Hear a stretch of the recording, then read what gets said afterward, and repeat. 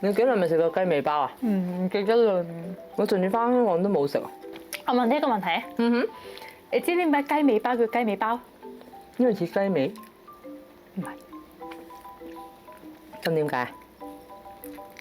我都唔知。嚇？呢個唔係問題嚟嘅咩？我呢個係一個單純一個問題。我以為你有答案嘅喎，阿車。不過咧，雞尾包點解叫雞尾包我就唔知啦。但係雞尾包我識整喎，不如今日就教大家整雞尾包啦。大家有冇睇翻上次南瓜包嗰段片咧？如果冇嘅話咧，就喺翻上面呢度咧，呢邊，係啦，睇翻嗰段片咯喎。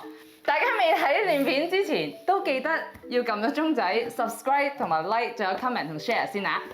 首先我哋要講翻咧，其實整麵包就有好多個做法啦，就有呢個直接法啦，就係我哋其實之前做嗰兩次麵包咧，都已經係做呢個直接法㗎啦。咁第二同第三、第四有冇聽過整麵包係有啲其他咩法嘅咧？我就係知法包啊，咩法我就唔知啊。其實整麵包咧就係、除咗直接法之外咧，係仲有湯種啦，仲有呢個中種啦，仲有呢個波蘭種啦。咁我哋今日咧就試下呢個湯種先。咁湯種咧就係比較容易啲嘅。湯種就係你啲麵包咧有時擺咗兩三日，你覺唔覺得就開始硬？係啦。咁但係湯種咧，因為佢係預先處理咗，同埋佢將個麵粉同水分混合咗，所以佢嗰個麵包嗰個質感保留翻咧，就可以 last 個時間會長啲啦。咁我哋就開始啦 ，Go！我哋而家咧就要整嗰個湯種啦。嗰個湯種咧就係麵粉同水嘅啫，就落咗水，跟住咧就落埋啲麵粉。嗰個火唔好開得咁大啦，因為佢會好容易煮燶嘅。同埋你係應該要慢慢，你見到佢開始結嘅時候咧，你就要盡快停火。係啦，而家將佢撈勻 mix 咗嗰個麵粉水先。哇！個人比較粗魯。好大浪啊！係啦，你見到佢嗰啲粒粒咧，要壓爛晒佢，係啦，就唔好有粒粒嘅。係啦，你睇唔睇到佢其實開始已經一個糊狀咁樣。咁所以咧，你睇啦就要快手，但係唔好咁大力，陰力，慢慢嚟。嗱，開始起泡啦，快手啦，快手！哇，好緊張啊！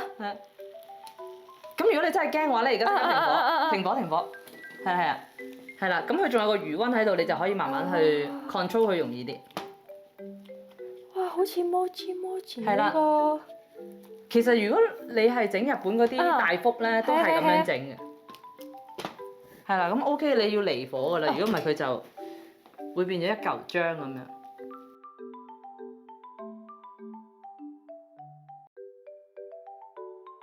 你就攞個盒，係啦，倒晒落去。係啦，而家呢個咁就非常之 perfect。呢個就已經係一個湯種嚟㗎啦。我以為要整2次，已經預備多一份材料俾你。即係證明 Christy 其實係有進步嘅。上次整南瓜包都好好啊，係咪先？大家有冇睇㗎？我可以平反啊！我個美勞攞衣。咁呢個湯種咧，你就要整凍翻佢嘅，即係將佢變咗做室溫啦。咁我哋可以係前一日整啦，擺落雪櫃先啦。咁或者咧，你係可以有時間嘅話，你朝頭早整完之後，咁個湯種可能等到過咗2-3個鐘，佢已經個溫度係室溫㗎啦。咁你就已經可以攞嚟即刻做都得嘅。好。咁同埋咧，你唔可以就咁冚蓋嘅，就咁冚蓋係佢會蒸發晒嗰啲水分，所以咧你要攞個保鮮紙去緊貼住佢。非常緊貼住佢嘅，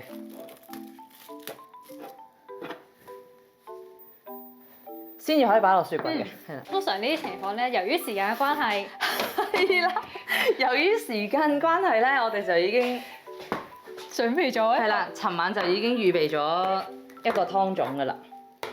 咁佢呢個湯種就已經經過咗1日啦。咁其實你就見到佢會更加固體啲嘅，就冇咁液態㗎啦。咁呢個咧就已經可以混入埋你個煮麵團嗰度一齊去做。好，咁而家咧就準備個煮麵團啦。首先就係麵粉啦，然後咧就要加個牛奶，要加450。60，死，錯咗。OK OK OK。佢。啊！好啦，咁我哋而家加埋個 cream 啦。咁如果你加咗 cream 嘅話，嗰、個奶香就會再濃啲嘅。咁當然如果你話哎呀我唔想咁肥，其實或者話屋企真係冇 cream 啊，我試過咧用牛奶代替都得嘅，但係你要將個份量減少啲啲，因為牛奶嗰個液態係比較強啲，cream 係比較結啲噶嘛。咁你就自己到時去就翻啦。咁跟住咧，你就要打2隻雞蛋落去。咁雞蛋大細之前都有講過啦，就係、如果個雞蛋係比較大嘅話，係因為我哋而家講係要90 gram 噶嘛。咁但係如果你個雞蛋係比較大嘅話，咁你牛奶就自己要減少翻啦。你啱啱好似唔記得將佢 set 翻到0喎，大佬。嚇！但係雞蛋都要稱重嘅咩？ 90 gram 啊嘛。100。係啊，一個億。係啊，你而家多咗少少，咁好彩我哋啱啱牛奶係少啲啲，咁你就等陣再試下點樣啦。所以咧，記得每一次咧都要 set 翻做0。啱啱嗰個錯誤示範就千祈唔好學。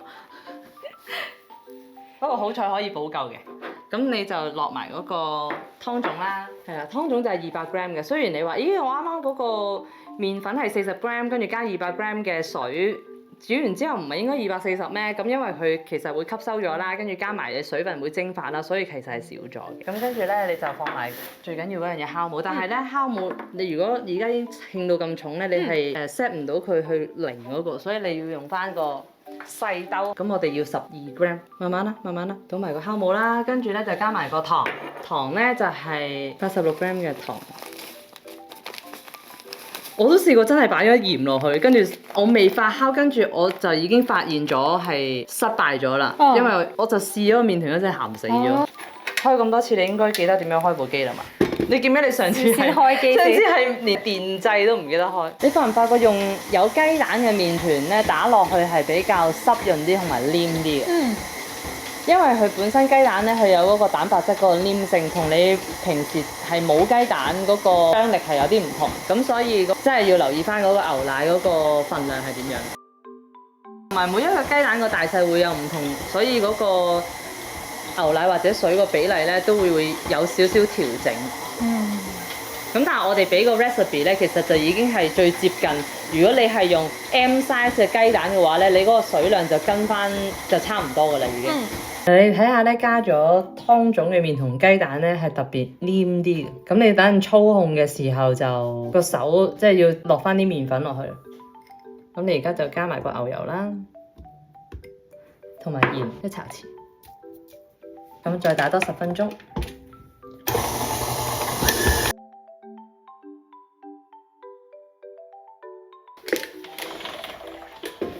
死啦 Cathy，你睇下，佢完全唔三光喎。你啱啱落咗咁多牛奶，就搞成咁樣咯。今日影片完咗啦，拜拜。其實唔係嘅，本身咧，因為佢係湯種麵團同埋佢又有落雞蛋，所以咧佢嗰個黏性咧係做唔到三光咁嘅效果嘅。咁所以咧佢係有少少黐住個底咧，咁樣係啱嘅，正常嘅。咁但係咧你就要攞翻佢出嚟先啦。然後咧，因為佢係好黏、好黏、好黏，所以你咧要將啲高筋麵粉啦揼喺嗰個板度，揼多少少。然後你就將嗰個麵團倒落去呢度。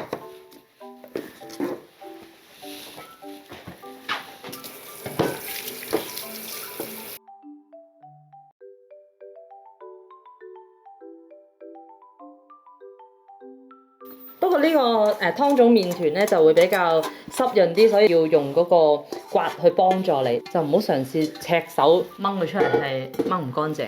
咁你咧就個面都要放少少麵粉啦，或者你個手可以有啲油都得嘅，係啦，係，好。然後你記唔記得要搓翻一個圓形，個手可以擺翻喺底嗰度。佢黏到我覺得有啲無從入手。係，所以你用手係唔得嘅，你睇下。因為我隻手係洗咗手啊嘛，所以有啲水，佢就唔會咁黐。跟住咧，你就咁樣，盡量咁樣將佢收翻光滑嗰個面喺個面嗰度，收口咧就喺個底嗰度，咁樣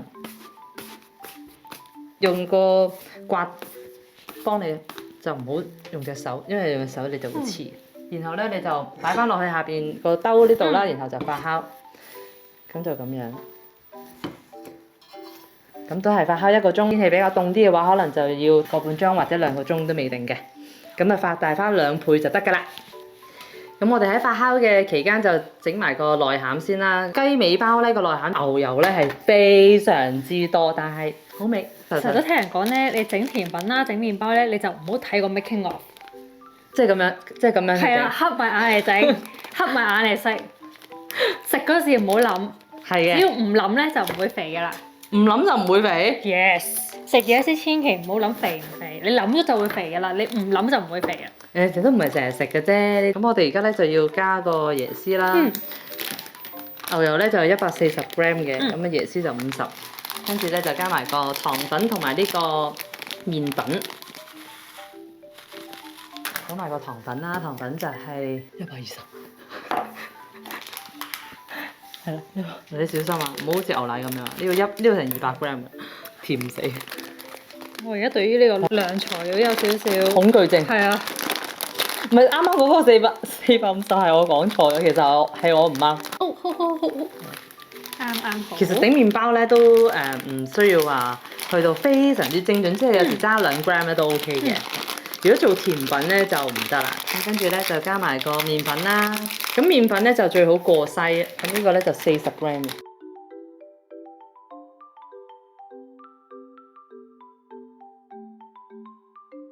講埋啦，OK 啱啱好。咁你就將呢一堆嘢 mix 咗佢咧就得㗎啦。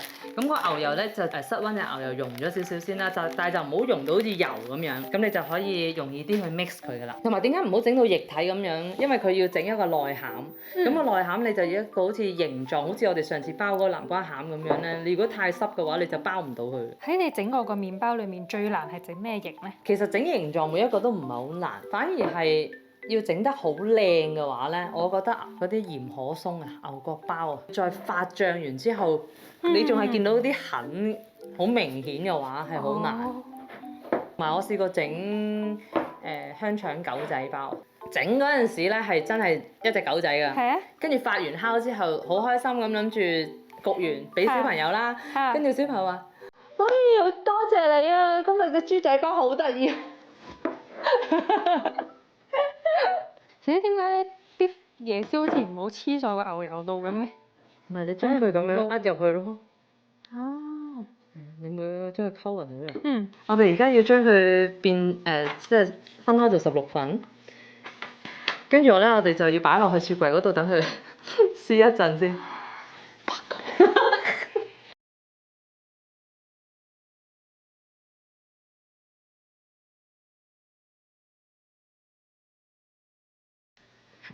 合作無間。但係咪你哋量得？感受啦，個 feel。感覺唔係感受。即係個感覺啦。呢度多少少。係啦，你開始慢慢做得多咧，你就會大概知道呢個手感係大概幾多 gram 咁樣。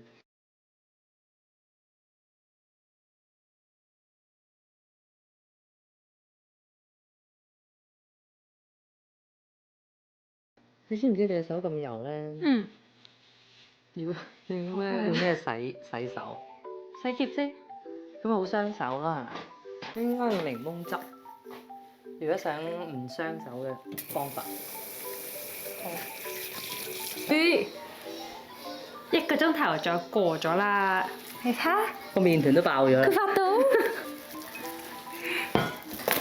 我即刻縮翻落去啊！因為你啱啱撳咗佢啊。係啊。係啊，我即刻玩。咁而家就要將佢倒出嚟。首先你就隻手濕少少或者落麵粉。嚇。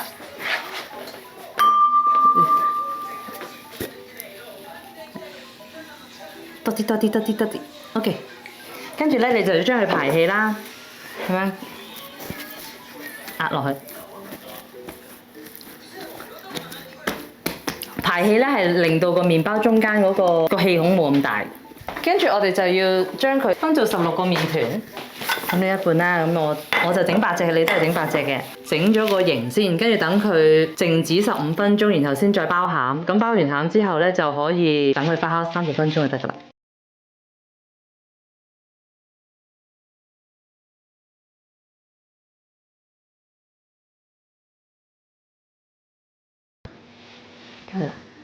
咁就15分鐘再見啦。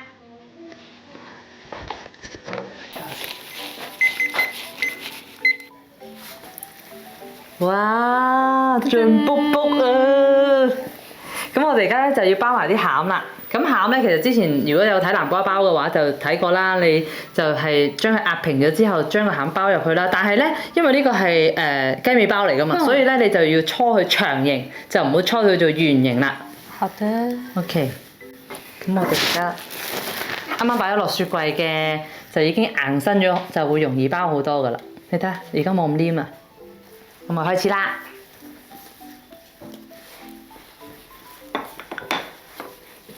你 feel 唔 feel 到今次係軟熟好多啊包？係啊，佢真係腍滋滋，同埋有雞蛋係會黏啲嘅。嗱，你睇下佢已經黐住。咁你如果係咁樣黐住嘅話咧，你就咁樣刮佢，刮起佢，反翻轉。係啊，咁你就呢個搓長佢啦，咁樣長形，然後就包落去呢度。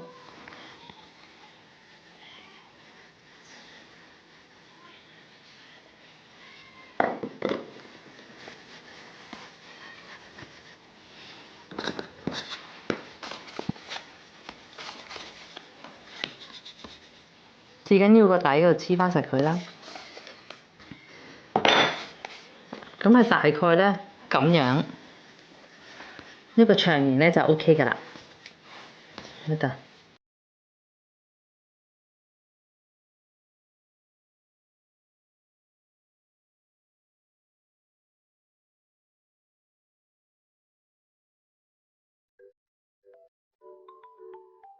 呢個而家就再發酵30分鐘，跟住咧就30分鐘等嗰陣時咧，我哋就整埋嗰個墨西哥醬，就擠喺上面前後兩條，跟住中間放啲芝麻，咁就 OK 㗎啦。同埋記得係要掃咗蛋漿先至去擠嗰個醬同埋嗰個芝麻。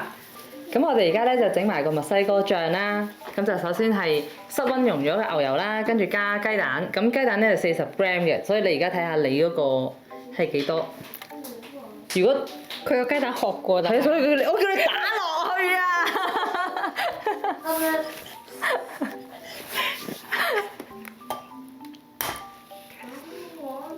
咁如果多過40咁點算啊？我點樣抽塊出嚟？吞咗佢。57喎！你等陣撈咗睇下點啦。如果真係太多嘅話，你可以加多啲咁多麵粉去撈翻勻嚟嘅。跟住咧就鹽係少少。少少嘅意思即係你起碼少過半匙羹先為之少少啦。跟住咧你就撈埋啲糖啦，最好味嘅又最邪惡嘅嘢。你中意牛油多啲定糖多啲？friend 嚟嘅喎兩個，邊可以少㗎？即係你問我中意紅酒多啲定牛肉多啲？梗係要兩樣都一齊食啦，係咪？然後就係麵粉68。啊，記得喎，記得要設置翻0喎。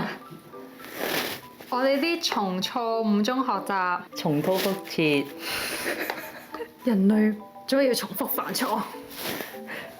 幾多話？86名。68。又落錯。你知唔知點樣擠落去啊？等陣嗰條。如果以我想象中咧，就係應該有啲好似擠花嗰啲袋啊，之後塞入去嗰個嘢度，然後咁樣擠。你有冇買啊？冇啦。記住買，知唔知啊？如果冇嘅話，咁點咧？保鮮袋啊嘛，係咪？保鮮袋有啦。我諗起後面夾手套。哦，都即係擠5條出嚟。佢5隻手指嗰度咁樣擠出嚟。新款雞尾包。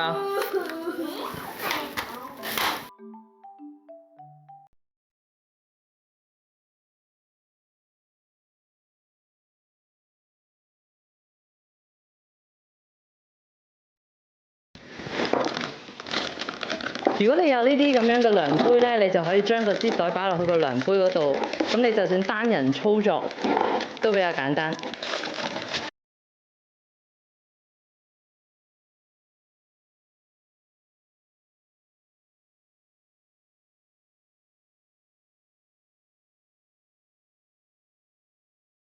咁其實你見到佢嗰個邊咧，呢度咁樣噶嘛，你就應該要將佢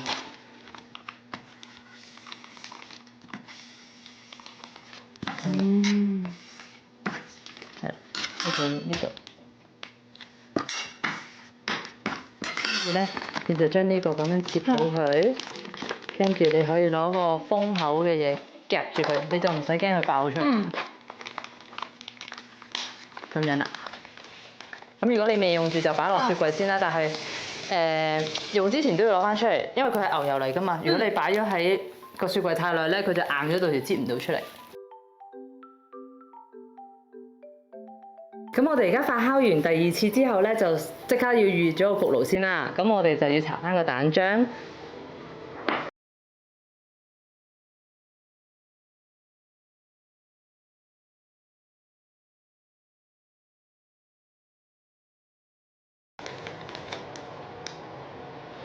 搞掂。咁跟住就加個芝麻做裝飾啦。你做乜事啊？嚇，多一隻。芝麻唔係佢中間嘅啫咩？係嘅。雞尾包喎，跟住唔係嗰2條嘢係咁樣嘅咩？隨心嘅就係呢啲。你加埋落去啦。我想唔要啲芝麻。唔要芝麻。Yes。咁跟住咧，你就擠埋嗰2條醬落去啦。咁就唔好整咁大個窿，如果唔係擠出嚟咧，佢就唔係一條條變咗。我就知我自己條啦。咁你拍得埋嘅話咧，你就可以咁樣一條過。你唔好笑我，你等睇下你嗰個先啦。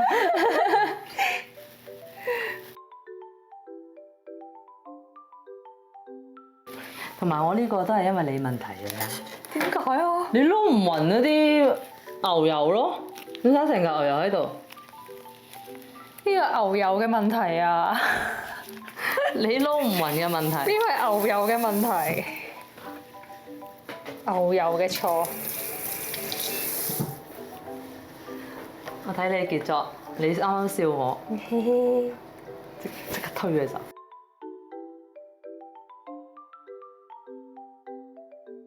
知唔到啊！你話牛油嘅錯啊嘛？係啊，牛油嘅錯。就係咁樣咯。你覺得你真係要唔要芝麻？你睇你嗰個雞尾包，唔靚喎。但係因為我媽媽啲芝麻。唔係咁，你咪加多條蛋黃。